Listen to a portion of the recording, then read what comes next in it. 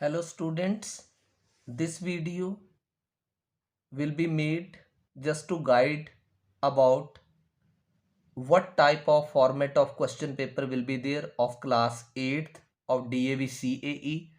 What are the tips for attempting the paper and how many sections, how many questions will be there, how many internal choices will be there. Everything will be explained in this video. Class 8th DAV paper will be of 80 marks and it will be of 3 hours duration, and in this question paper there will be two sections. One is section A and one is section B. Two sections are there. One is section A and another is section B. Now in section A there will be part A,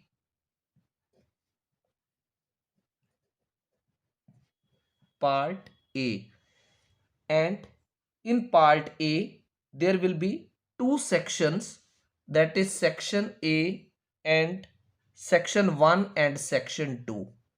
Section 1 and section 2. In section 1 there will be 16 questions of 1 mark each. So 16 into 1, that is equal to 16. This will not be of multiple choice questions. Here you are to do the questions in small steps, and there will be internal choice in 5 questions. Internal choice will be provided in 5 questions where 16 questions will be given of 1 mark. And in section 2 there will be 4 questions, and these will be case study based questions. Case study based questions, and each question will be of 4 marks. So 4 questions and 4 marks for each question. So 4 into 4 is 16. Now very important instruction to listen. Suppose one question has, like question number 17 is there. In question number 17, suppose there is one A part, B part, C part, D part and E part. Means there are 5 questions. Now how you are to attempt case study based questions? You are to select the 4 best questions for which the solutions are best known to you. Then you are to attempt 4 best questions. Suppose you are confident in A part, then you should do A part first. अगर आपको लगता है B part आपको अच्छे से नहीं आता, then you leave B part, do C part, D part and E part. So at first you have done A, then you have done C, then you have done D and then you have done E part. And if B part you are not fully confident, you may do B part at 5th option or you may leave it. आपने वो 4 questions पहले करने हैं जो आपको best आते हैं, क्योंकि आपके फर्स्ट 4 क्वेश्चंस ही इवेल्युएट किए जाएंगे. अब सपोज एक बच्चे ने ए पार्ट उसको आता था, उसने कर दिया और करेक्ट भी हो गया. बी पार्ट में वो कॉन्फिडेंट नहीं था लेकिन उसने फिर भी कर दिया. इसमें वो कॉन्फिडेंट नहीं था तो उसका ये गलत हो गया. सी पार्ट उसको कॉन्फिडेंट था, ये भी करेक्ट हो जाएगा. डी पार्ट में वो कॉन्फिडेंट था, ये भी करेक्ट हो जाएगा. और वो कॉन्फिडेंट ई पार्ट में भी था बट ई पार्ट उसने एंड में किया तो उसका ई पार्ट इवेल्युएट नहीं होगा. फर्स्ट 4 पार्ट्स ही इवेल्युएट होंगे, चाहे ये क्वेश्चन करेक्ट ही क्यों ना हो. इसीलिए बेस्ट 4 की स्ट्रेटेजी है कि आपने पहले 4 वही करने हैं जिसमें आप कॉन्फिडेंट हो. Right. So out of 5 parts you are to attempt 4 best known parts. अब पार्ट बी की बारी आती है. Part B. पार्ट बी में सेक्शन 3 आएगा. सेक्शन 3 में क्वेश्चन होंगे 21 से लेकर 26 तक, and each question will be of 2 marks. So there will be 6 questions of 2 marks each, यानी 12 questions will be there, right. So section 4,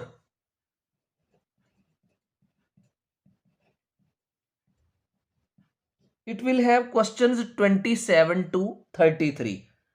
So how many questions will be there?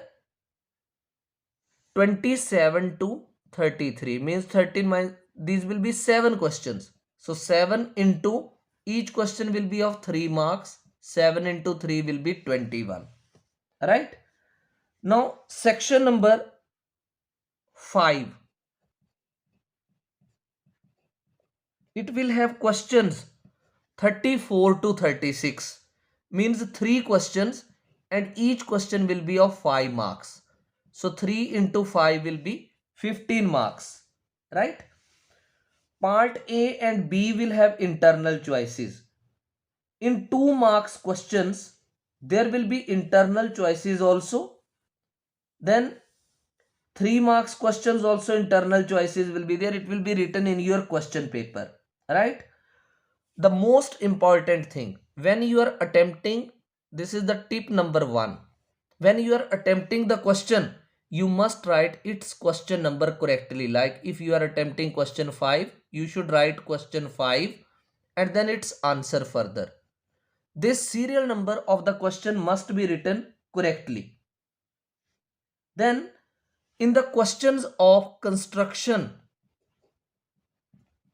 or graph, I repeat, in the questions of construction and graph, the drawing should be neat and clean. Neat and clean drawing should be there, and exactly as per given measurements. जो आपको measurements question paper में दे रखी हैं उसके according होनी चाहिए, and neat and clean it should be there. And ruler and compass should be used if it is mentioned, and moreover the questions which are to be drawn with compass must be drawn with compass only, otherwise marks will not be avoided. Then when you are to come on exam day, keep the following things ready. What? Your geometry box, or you can say kit, and in your geometry box your protractor should be there, then compass, then scale, then you should have 2 sharpened lead pencils,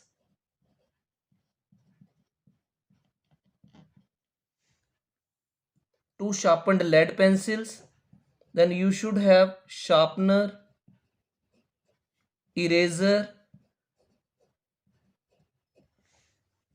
and besides these 2 ball or gel pens.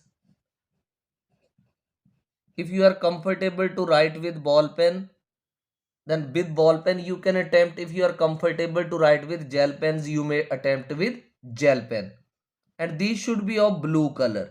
No different color pens should be used, right? Then construction regarding, I have already told that construction should be neat and clean, and steps of construction in the questions of quadrilateral should be written only and only then when it is asked. मैं फिर से repeat कर रहा हूं, construction of quadrilateral के question में steps of construction तभी लिखने हैं अगर उसमें बोला गया होगा. to write if asked, not to write if not asked. अगर आपको पूछा नहीं गया तो आपने उसके स्टेप्स ऑफ कंस्ट्रक्शंस नहीं लिखने हैं, otherwise it will be wastage of time. अब कुछ टिप्स ग्राफ के क्वेश्चंस के रिलेटेड. ग्राफ के क्वेश्चंस में आपकी जैसे ये मान लो आपने एक्सिस लिए, सबसे पहले एक्स एक्सिस और वाई एक्सिस की लेबलिंग आपकी करेक्ट होनी चाहिए. Origin, this is called labelling. अगर आपने यहां y लिख दिया, यहां x लिख दिया, आपको कोई भी मार्क्स नहीं मिलेंगे.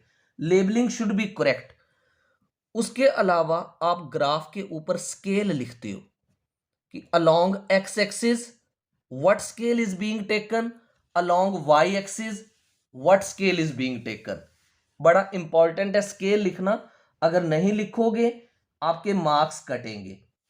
फिर मान लो आपने जैसे यहां पर 10 लिया, 20 लिया, कोई मान लो आपने ग्राफ ड्रॉ किया 30 40, यहां पर 5 लिया, यहां पर मान लो आपने 10 लिया, 15 लिया. अब कोई भी वैल्यू आप ड्रॉ कर रहे हो जैसे 20 एंड 5, फिर मान लो 30 एंड 15, समथिंग लाइक दिस. फिर आपने 40 एंड 5 कुछ ऐसा लिया. अब आपने इसको ज्वाइन किया. अब आपने जो ये 20,5 लिया है इसे ऑर्डर्ड पेयर बोलते हैं. It is very important to write ordered pair. 30 के ऊपर आपने 15 लिया था तो 30,15 इसको भी लिखना है, this is called ordered pair. 40 के ऊपर 5 लिया है, इसको भी लिखना है, this is called ordered pair. अगर आपने ये नहीं लिखा इसके भी मार्क्स कटेंगे. Right, so it is very important to write the ordered pair. Now अगर कहीं पर किंक बनना है, सपोज आपकी यहां पर वैल्यू आपने शुरू की मान लो 50 से, 50 के बाद आपने लिखा 60 70 80, तो अंडरस्टूड है एक्स एक्सिस के ऊपर किंक बनेगा. अगर आपने वाई एक्सिस की तरफ कोई वैल्यू मान लो 500 600 700 स्टार्ट की तो भी किंक बनेगा. तो किंक के भी मार्क्स होते हैं. जहां जहां किंक की जरूरत है आपने किंक भी बनाना है, wherever it is necessary. अब अगर आप बात करें पाई चार्ट की, तो पाई चार्ट में टेबल बनाना जरूरी है. राइट, जो पाई चार्ट के आप क्वेश्चंस करते हो there it is important to frame the table and then mark the angles in degrees in the sectors.